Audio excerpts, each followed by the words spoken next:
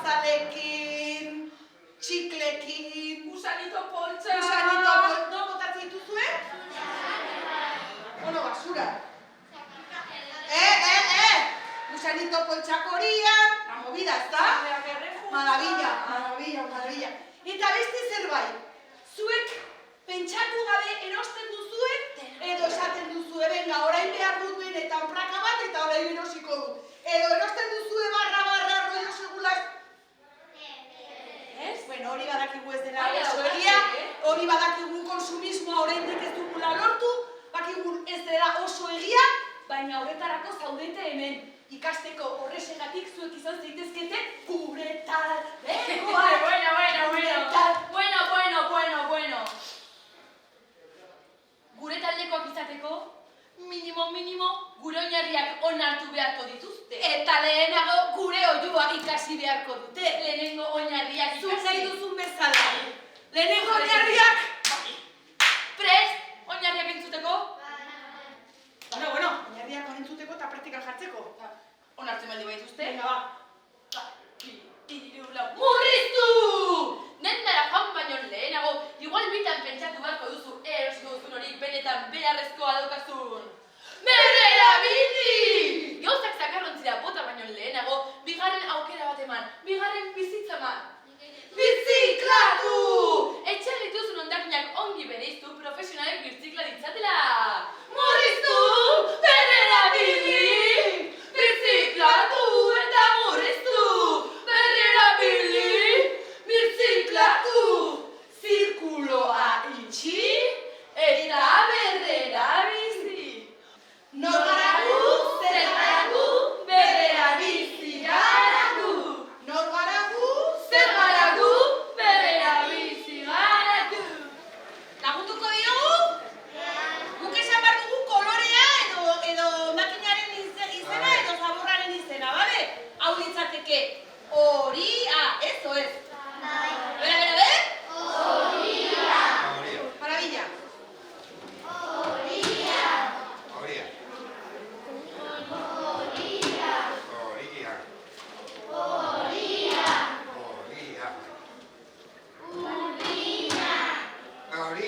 Ez kolorea bai, baina, kolore urdina baina, non? Urdina. Arraina eta... Ez gaina hau ez dira organikoak, ez dira kartoi batean dauden dena. Tataratata! Komposta baina, eta oioak baldin baitugu, barkatu baina, eta oioak baldin baitugu, oioetara, eta ez badugu, jarri aldugu. Edo auzo kompostan, edo eduki otzimarroian, edo etxeko komposteran. Edo poniei, maravilla. Baina, orain ez dugunez... Bai, nila kapoli bat. Marroian. Venga. Edo? Lehenago animalien. Eta bestela? Maravilla. Egunon, eta ongi etorriak, Baztanera. Mila esker denei etortzeagatik, plazerra da hemen, zuek izatea. Gaur, hondakinen prebentziorako Europaren asteko atarian gauden honetan, Nafarroan, arlo honetan eginen diren ekintzak aurkeztuko dizkizuegu. Eta ikusiko duzuen bezala, ez dira ekintza gutxi, Plazer bat da guretzat, goizetik hasiak ditugun ekintzak zuekin konpartitzea. Goiza, ikusi izanen duzuen bezala, Zirika Zirkusen eskutik ikaslei zuzenduriko antzerki eta zirko obra batekin hasi dugu. Bertan, prebentzioa eta hondakinen berrerabilpena landu ditugulari. Eta gure ezagutza handitzen eta aberasten jarraitzeko, gizarteko arlo ezberdinetan egiten diren ekimenak ezagutuko ditugu jarraian. Arras interesgarria da, gure lana sektorea hauei zor diegulako eta ikusiko duzuen bezala gure eguneroko lanean eragina handia dutelako. Uste dugu egokiena beraiei hitza ematea dela, egiten dutenaren berri emanen digute eta beraien ahotik entzungo ditugu beren esperientzia. Sektore ezberdinetan egiten den lana erakutsi nahirik, Baztango eragile, kolektibo eta talde hauen lanak aukeratu ditugu. Hauek aukeratu ditugu, baina bertzea honitz daude. Eskerrak eman guztiei, gaur gurekin egoteagatik, egoteko tartetxo hartu izanagatik, badakigu haunitzen dako gehienentzako lan handia suposatu duela, eta beraiekin uzten zaituztegu. Motz bada ere, beren egunerokoan aurrera ateratzen dituzten proiektu arras interesgarriak kontatuko dizkigutela. Ostalaritza eta komertzio esperientzia batekin hasiko gara, hauek baztango ostalaritza eta komertzioa ordezkatzen dute neurri batean, eta hondakinen prebentzio esperientzia kontatuko dakute gehien bat, elikagaien xahuketaren inguruan egiten dutena. Egunon, ni Xabier Arrotia naiz, eta Elizenduko arategi berrekin nator, Arrotia mabaitik. Hasieratik guk ideiak aski argi genituen eta zero ondakinen politika bilatu genuen gure enpresaren ardatz. Izenak erratu duen bezala, ondakinik sortzea da ez, eta uste dut puntu horretan bat egiten dugula baztango udalekin abidez, eta miren eskutik eta baztan bidasoko mankomunitatearen eta horretik dago gaur hemen ez. Teorian kontatzen dena erresa da, praktika para saltzea zailena, eta guri esente kostatzen ari zaigu, baina teoria hau praktika paratzeko gintigun ekintzan abarmentu eta aipatu nahiko nituzke. Lehenik eta behin, jasotzen dugun lehengai bakoitzetik guztia probesten saiatzen gara, eguneko eguna. Animaletan adibidez, burutik anketara, gatzetik odolera eta ezkurrak eta denak erabiltzen ditugu. Bigarrenik, produkzio katea optimizatu egin nahi izan dugu. Hasieratik haragi freskoa erosi eta bukeraraino haragi freskoa izatetik utzi, baina sukaldatu eta bezeroi produktu berri bat eskaintzeko. Horrela, produktu freskoaren kalitatea probatzen dugu eta aukera bat gehiago bat diogu saldu ez den generari. Eta, azkenekoz, produktu horiek saltzen ez direnean edo geditzen direnean, soberakinak ditugunean, minerekin solastu genuen, eta baztaneko udalaren laguntzarekin biltzera pasatzen dira hainbat etxe bizitan probesteko. Eta horretaz aparte ere, tuguntuko komunitatearen parte hartzeko aukera izan genuen, eta azkenean produktu hauek ere azkeneko momentuan erosteko aukera dute. Hainbat bezero, azkeneko momentuan elikagaien xauketaren kontrako establezimentua izan da, produktu hauek prezio simboliko batean eskaintzen ditugu eta erosteko aukera dute. Horrez gainere, plastiko ontzien eta tuper bergabilgarrien ekintza batero dugu, ez? Gure janari prestatuak tuper bergabilgarrietan soilik eskaintzen ditugu eta horrela jendeak etxetik tuperrak ekartzea ere animatzen dugu, xauketarik ez izateko. Egunon, Belen Urrutia naiz, beteko posadaren arduraduna, ni jatetxe bat daukat eta baita ere ostala txiki dut. Eta, bueno, pensatzen zenbat hondakin egiten, edo generatzen den eretxean, ez? Egunerokoa, guk ja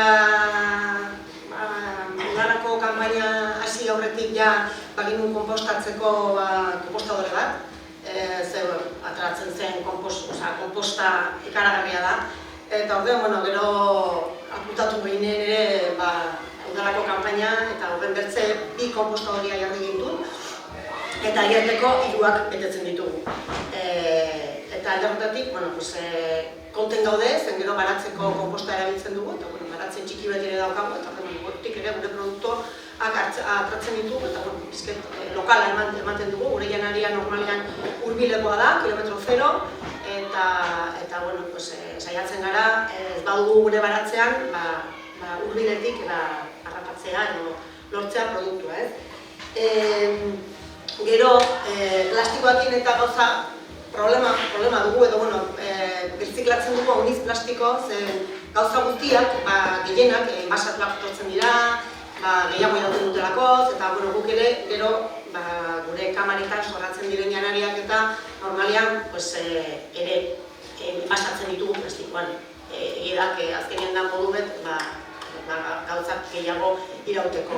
Baina gero, hartzen dugu gure lana, plastiko hori erabiltzerakoan produktua, plastiko hori mozten dugu, garbitzen dugu eta erziklatzen dugu. Orduan, alde horretatik ere,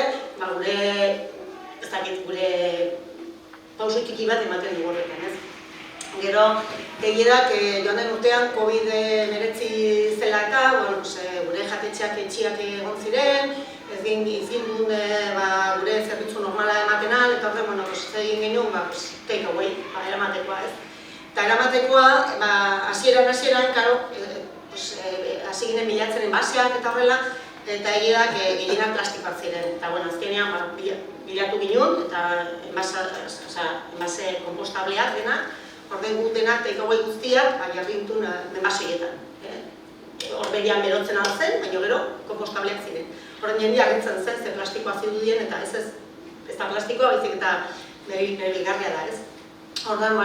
Hortan ere, esperientzia hona izan ginen, jendea arras ongi hartzen zuen medida, ze ongi tal, eta horren, Eta gero, bertzaldetik, Xabi bezala, guk erabiltzen dugun produktu guztiak saiatzen gara residu zero izatea, hau da, alden neurrian erabiltzen dugu produktuak eta saiatzen gara ez izatea hondakin handirik, ez?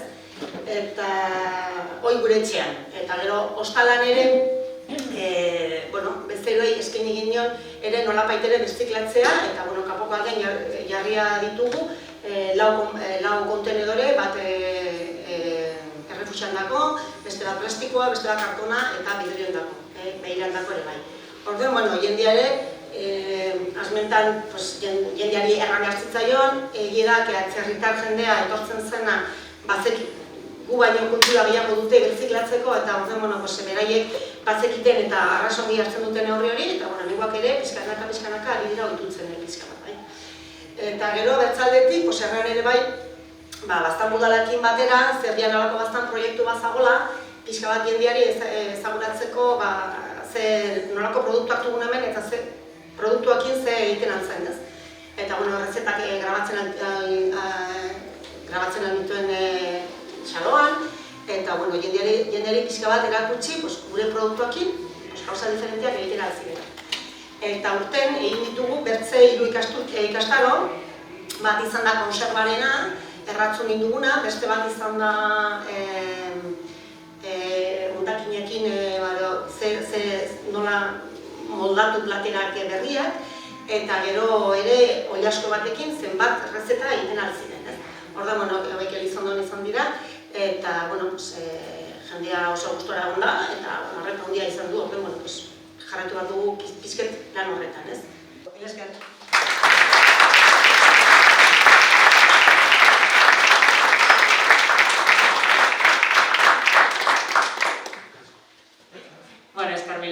Belén eta Xavier, beren esperientzia kontatu dazkigute, eta lanera bueltatu behar dira, beraz.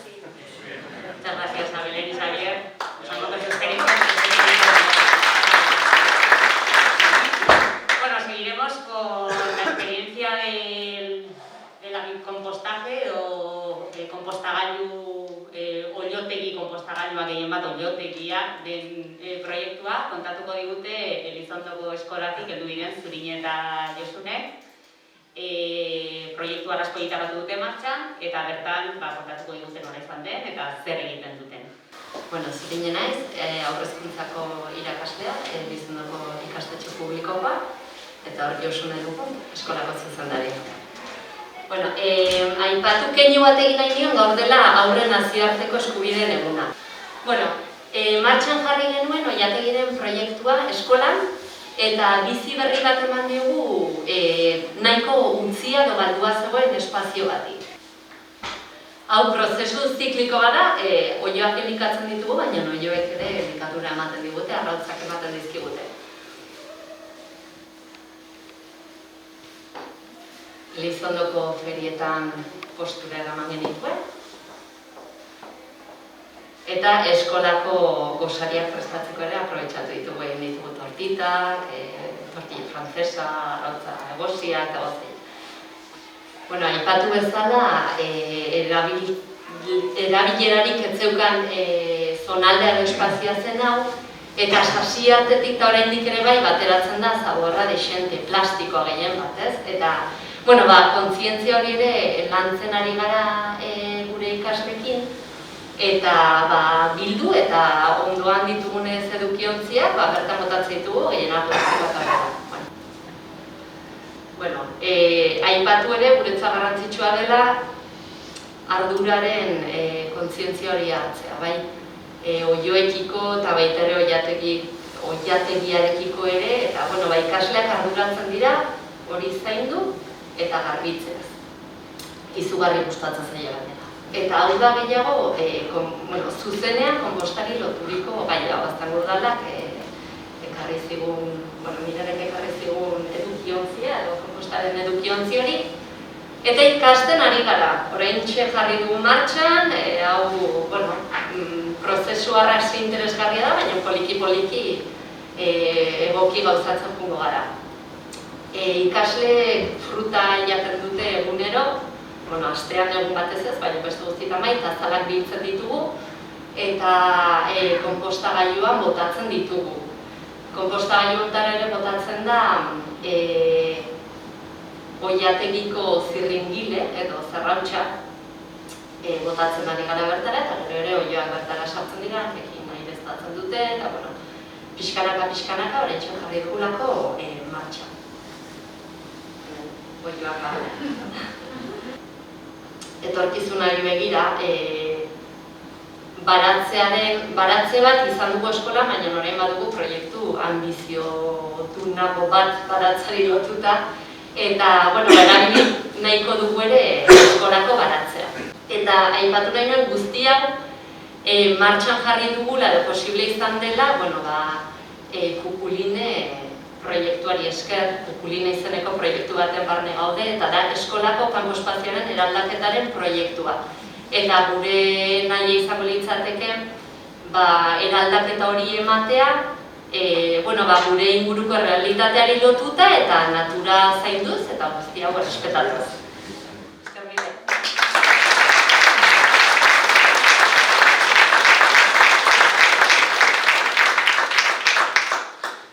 Esker milez gine. Eta orain, Baztan ikastolatik kontatuko digute ere nola hondakinen prebentzioa txertatuta duten nolabait beren hezkuntza proiektuan. Besterik gaberik bidealinean dokumentu bat agertzen da ikasleen irteera profila. Zer lortu nahi dugu gure ikastolan 6. mailan ikasle bukatzen dutenean beraien ibilbidea ikastolan, erakutsi nahi ginen zer lortu nahi dugun. Euskalduna, kooperatiboa, ziren beste puntu batzuk, eta horien artean inguru giroa dugu puntu bat, ez? Garrantzitsua iruditzen zaigu gizartean eta adin hauetan inguru giroan errespetua lantzea, ezta? Eta adibide gisa, beraiekin urtetan daramatzagun urte guzti hauetan daramagun ibilbidea erakustea aipatu duen bezala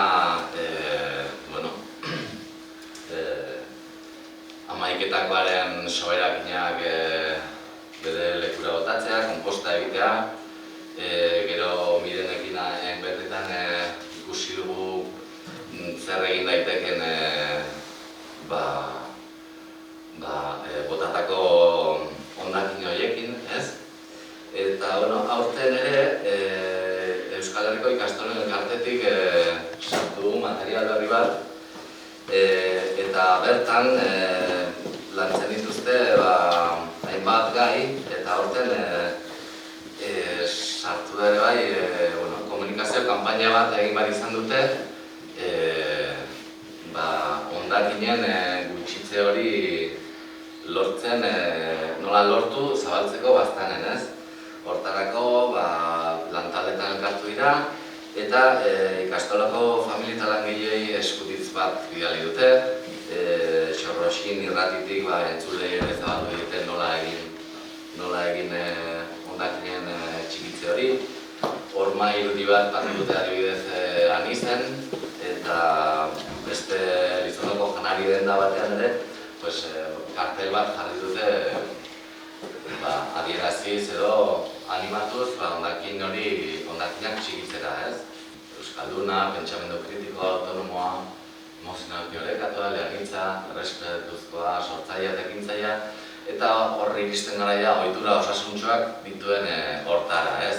eta sartzen da ingurugiroa, ariketa fisikoa, elikadura eta higienearekiko jarrera eta ohitura egokiak dituena. Garrantzitsua iruditzen zaigu eta ezinbestekoa baztango hondakin zerbitzuekin dugun harremana. Hor, txikitatik gelan baditugu orain antzerkian ikusi ditugun kolore haunitzetako kuboak,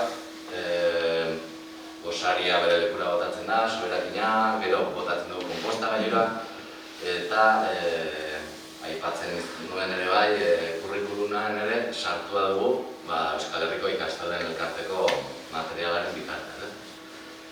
Jangelako hondakinak ere botatzen ditugu konposta gailuan dira, eta nik uste dut ohitura bat dela, garrantzitsua dela oso, ohituratzat hartzea, bai eskolan eta bai etxean. Eta,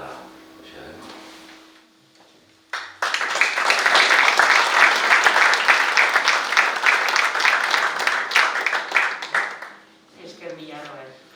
Lagunbide zerbitzuak, enpresa sozial bat, bertako enpresa sozial batek egin duen proiektu baten berri emanen digu, eta proiektua Ziniko Berri deitzen da, eta Mikel kontatuko digu zertan datzan. Egunon denei.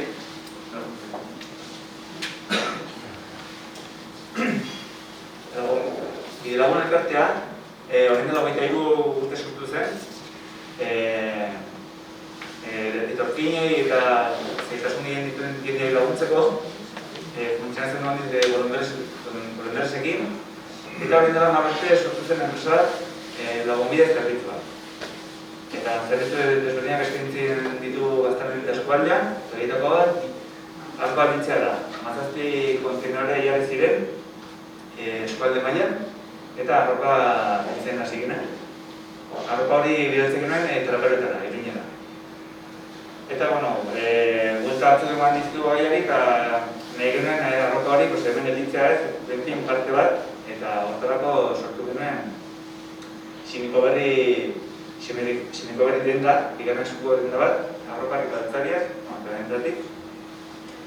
Eta horrekin nahi dugu lortu kontzientzia bat, baztandar eta eskualdeko jenden artean, konsumo arduratxo bat bukatu, eta jakinik egungintza sektorea dela mundu mailan CO2 zuri gehien egiten dituen sektorea, edo bigarrena.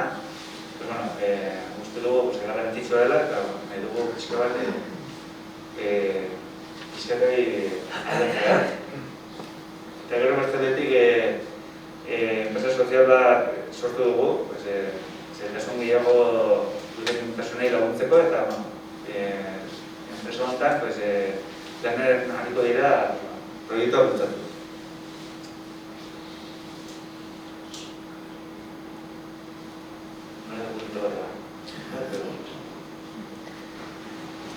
Zer egiten dugu ez? 17 edukiontzi ditugu banatuak eskualdean, arropa biltzen dugu, astero 1.500 kilo, eta urtean 25 tonelada. Gero arropa hori biltzen dugu nabe batean, eta sailkatzen dugu alde batetik trapua egiteko, eta beste batetik dendarrak emateko arropa saltzeko. Sobrantea ezin duguna kudeatu, ematen dugu Iruñeko traperoetara, eta horrekin egiten dituzte trapuera bai, toaiak, egiten dituzte borra, eta birziklatzen da dena. Eta beste aldetik ere bai, traste handiak biltzen ditugu, egoera honean daudenak, eta dendan ematen dugu, lehenik nabian prestatzen ditugu, gaizki daudenak, eta aldatzen ditugu, eta gero dendan jartzen ditugu salgai. Hoi da pixka bat egiten duguna, eta munduko beste goza, eta trapero bat bezala funtzionatzen dugu, ginen dagoen bezala, hori da gure proiektua. Hemen ikusten dituzte dendako irudiak, itzariak, eta ixe da. Bi helburu ditu enpresa honek, batetik personak dira, eta beste aldetik ingurugiroa ez. Antxo, hasi dugu orain bidea, orain dela hilabete bat edikitzen dena, eta hoxe da gure proiektua. Bai. A ver, empezamos. Bueno. Es el vídeo.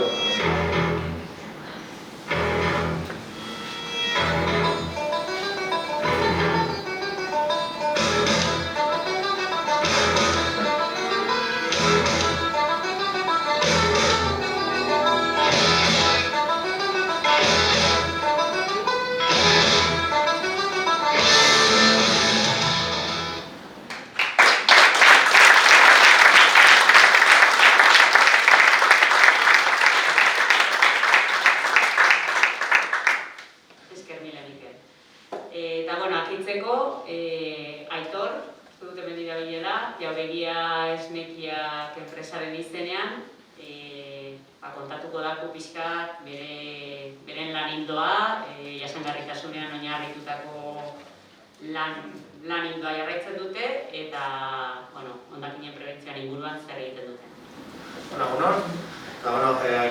Aitor naiz ni, baina hemen egon ziteken familiko edo zein ez. Orduen, goizea Aitor pixke pagozko egite, baina ez da bere tenorea jagatu, beraz, bera eskatzen ezkizun. Orduen, nik aipetiko dut, gure sektorea, gehien ikusten izan bezala, emizko sektorea, baina gulan egiten dugu bai behiekin, ekoizpenean, gero transformatzen dugu, beraz, sektorean, eta gero ere banakera, orduen hirugarren sektorea, beraz, hiru sektoreak erabiltzen ditugu. Orduan nik hemen prestatu nena zen sektore bakoitzean pixken horan hartzen dugun, ez? Aldatetik behiekin, gure helburua eta, prebentziorako ez, ahalik eta gehiena murriztu behar da, eta ekologikoa lan egiten dugunez, behiak egunero kanporatatzen dugu, beraz, saiatzen gara ahalik eta bazka gutiena erosten. Badakigu bezala, esne sektorean bazka gehiena kanpotik ekartzen da, esne gehiago ekoizteko eta hori dena, baina gure helburu ez da bakarrik esnea ekoizpena ahalik eta gehiena, baizik eta ahalik eta, sostengarriago edo modu horretan sortzea. Gero, sortzen dugun hondakinek, kasunten ongarria berrerabiltzen dugu, eta azkenean behiak lote daudenez lurrari, horren lur hori azkera ikertzen zen bezala oioekin da dena, nola baitere guk erabiltzen dugu ongarrioi berriz ere belarra atortzeko edo fertilizatzeko. Eta azkenik, birtziklatzeko edo, guk egia hondakine sortzen duguna, egia silo egiterakoan plastiko sortzen da, eta hori zakigu zerrein, hori nintzen da, birzikletu. Bigarren sektori daukionez, transformazio hori daukionez, saiatzen gara murrizten nola? Guk ekoizten dugun esne guzie, bai esnea egiteko, jogurra egiteko edo gasa egiteko, ginen gainean egoin, gasnak adibidez ez dugu plastikorik eta zer erabiltzen, jogurre eta esneak behaute beren ontzie, baina adiez esneak gehien bat saltzen da granenean. Edo esne makinea gehien horizondo, beraz duk eramaten du tanke batean, eta ez dugu inungo ontzirik erabilik garek. Gero, eramaten dugun ontzio hortan goi garbitzen da, eta berriz ere erabiltzeko aukera dugu. Gero, berrerabilari dagokionez, botilak eta botilak berrerabiltzen dugu, dendetan hartzen dugu botila, berriz ere garbitzen dugu, eta berriz ere bezeroei bidaltzeko prest daude. Gero, gaznaiterako orduan gazure sortzen da, eta gazuroi bakizu hondakine dela, eta gazuroi guk egitzen dugu purinarekin hasi, eta belarrera edo ongarri giz, fertilizatzeko. Eta azkenik gantzai, hirugarren sektorean, salmentari dagokionez, saiatzen gara ahalik eta hurbilen saltzen, orduen eta hurbilen saldu, eta hondakin gutxiago sortzen dugu, erregai fosilek, gero berrerabiltzen dugu aipetu bezala botilek eta edo saltzen ez diren produktu horiek ere saiatzen gara, eta sozietera integratzea edo besteraz guk aratxei, zertian salatuz gero, aratxei berriz ere erabiltzen dugu. Eta, hori da hiru sektorioketan egiten dugu orden.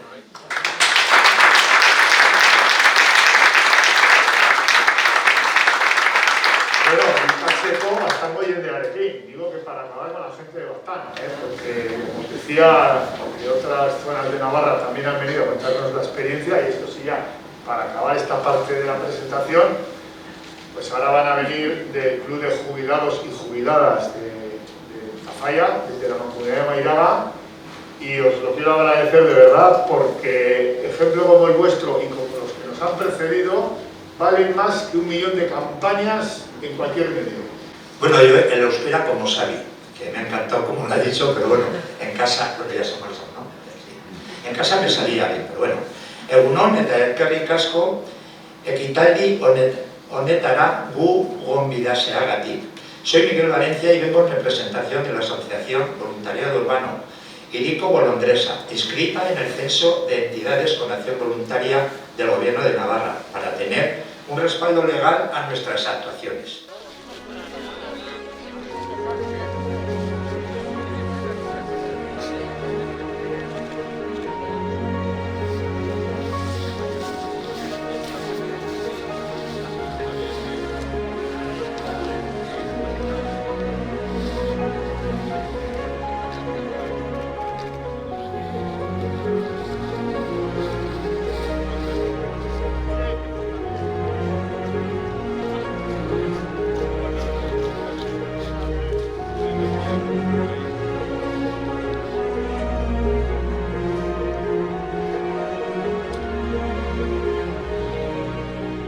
Jarraitzen dugu, orain bigarren zati honetan, autoridadeen txanda izanen da, horren lehenik eta behin Xabi Maia, Baztango udaleko alkate orde eta hondakinen saileko zinegotziak sarrera bat egin du.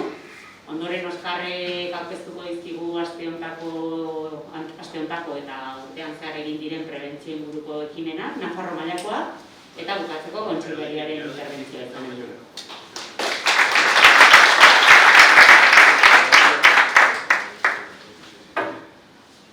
Eskarmile miren eta eskarmile denei, gaur goizean naturbiltzagatik, eskarmile bereziki Oskarri eta kontseilari jaunari, bastan aukeratzagatik, hondakinen prebentziorako Europako aste hau hemen aurkeztagatik, ez?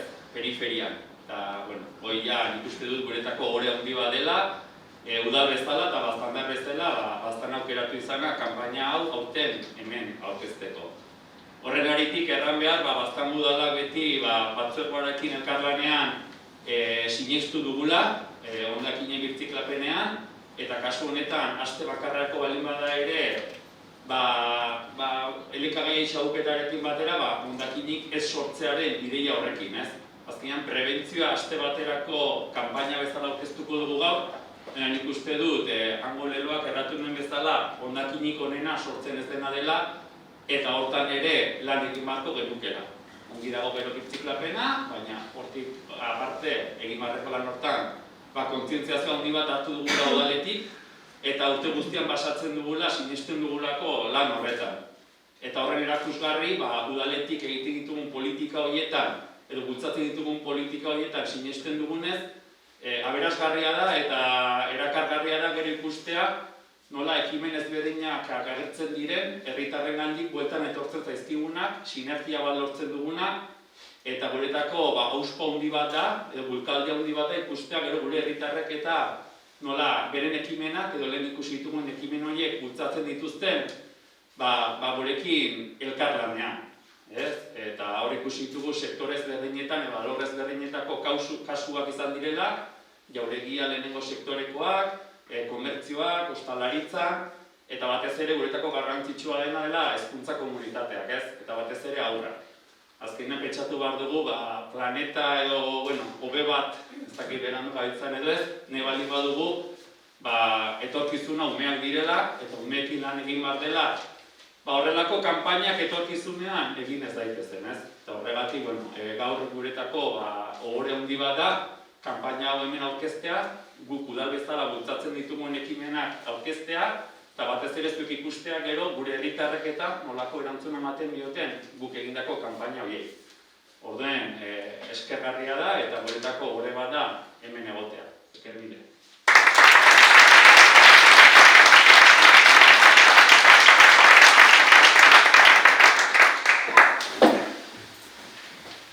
Fijaros si es serio lo que me acaba de decir una payasa.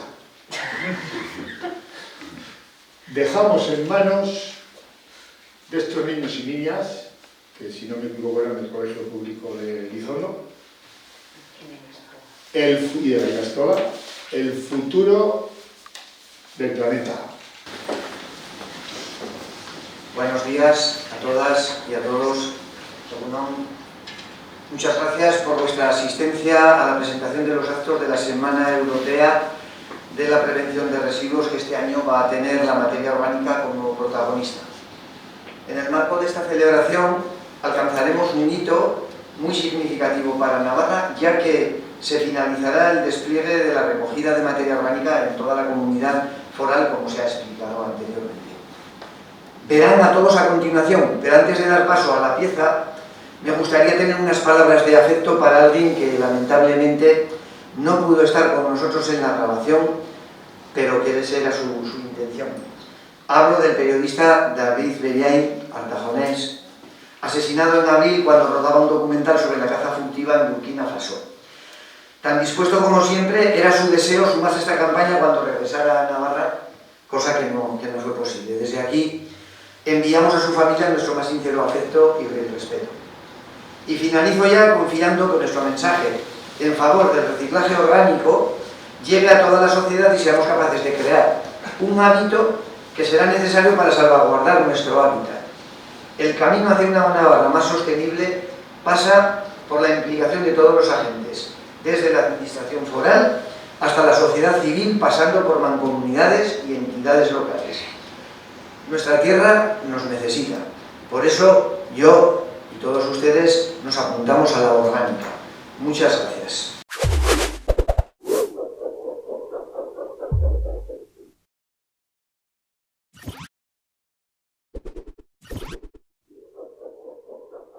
Con el reciclaje no bajes la guardia. Organikoarekin ez da jolasten. Pedaleando ayudas al medio ambiente. Separa bien la orgánica, que la vamos a analizar. Egunean egon, bereizi zaborrak. Si no reciclas, no todo van a ser risas. Lurrak emandakoa, lurrari bueltatu behar zaio, konpostatu. Vamos corriendo a frenar el cambio climático. Por el futuro de nuestra tierra. Segi nire bidea, banandu. Próximo reto, conquistar la orgánica. Hay que parar el cambio climático, es cosa de todos, es por nuestro futuro. Le metemos un gol de primera al resto. Como equipo, le metemos un gol al resto. Gana con la orgánica. Talde bezala, sartu gol bat errefusari. Para frenar el cambio climático, yo me apunto. Porque nuestra salud es la salud del planeta, bat egin. Orgánicoa, erreboteraino. Agarra el toro por los cuernos. Separa materia orgánica. Nik konposta egiten dut, zuk zergatik ez. Por dejar un mundo mejor para mis hijos. Separa la orgánica y punto. Plakatu dezagun errefusa. El pronóstico para los próximos años es que suba la orgánica y baje el resto. Debemos ser conscientes del entorno en el que vivimos para ser responsables. Separa el orgánico alegremos de mochila 21. Mochila hogeita baten erritmoari jarraituz materia organikoa birizi ezazu. De la huerta a los fogones y a la orgánica. Separa. Si quieres conservar bellos paisajes, separa. Denan arten, tanto, orgánicoari partido irabaziko digu. ¿Qué hubo, mis compadres y comadres? Separen y echen a la orgánica. ¡Ándele! ¡Salud! Y ahí nos vemos. Idazten ditugun ipuin guztietan, ongi bereiz daitezen hondakinak. Horixe da kontua. Tenemos un buen marrón. ¿Tú ya reciclas? Ez ahaztu gure planeta, zaindu behar dugula, organikoa bereizi. Nosotros, por el medio ambiente, compostamos. Guk gure ingurunea zaintzen dugu. Erritmo bizian birzikla dezagun. Por arte de magia, los residuos no desaparecen. Hacemos un tanto a la fracción resto. Con la orgánica remontamos. Juega limpio, solo materia orgánica. Guk joaldunak ere organikoa bereizten dugu. Tenemos que correr mucho. Para frenar el cambio climático. Separa materia orgánica. Denon artean, eta saiatzen bagera, birziklatuaz eta sailkatuaz mundu jasangarriago bat lortuko dugu. Yo separo, ¿te apuntas? Érase una vez un planeta enfermo. Cambiemos el final. La orgánica merece una canción. Separa. Gaurko pilotakadak birziklapenan alde. Ezaztu materia organikoa bereiztea. No tenemos otra alternativa para la sostenibilidad del planeta. Separa. Si no nos ponemos las pilas con la orgánica, ni las ondas de la radio llegarán a nuestras casas. La orgánica se merece una buena jota. Ez improvisatu. Hartu konposta egiteko ardura. Separando nuestra basura, protegemos el planeta. No mezcléis nunca la basura. Intento componer música de forma orgánica para el cine. Materia organikoa ongi bereiztera animatzen zaituztegu. Para finalizar, en la gestión de los residuos, todo se trata de superar obstáculos.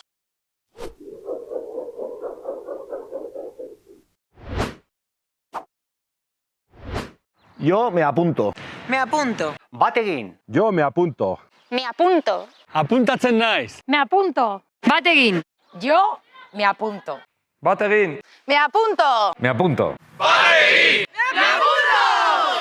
Bat egin. Me apunto. Parte hartuko dut. Me apunto. Nik ere bat egiten dut. Yo me apunto. Bat egin. Me apunto. Bat egiten dut. Me apunto. Bat egin. Me apunto. Bat egin. Me apunto. Bat egin. Yo me apunto. Bat egin. Yo me apunto. Bat egin. Me apunto. Ni zurekin bat. Yo me apunto. Bat egin. Bat egin, me apunto. Bat egin. Me apunto. Bat egin.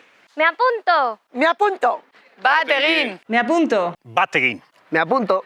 Me apunto. Bat egin. Me apunto. Me apunto. Bat egin. Me apunto, bat egin. Bat egin.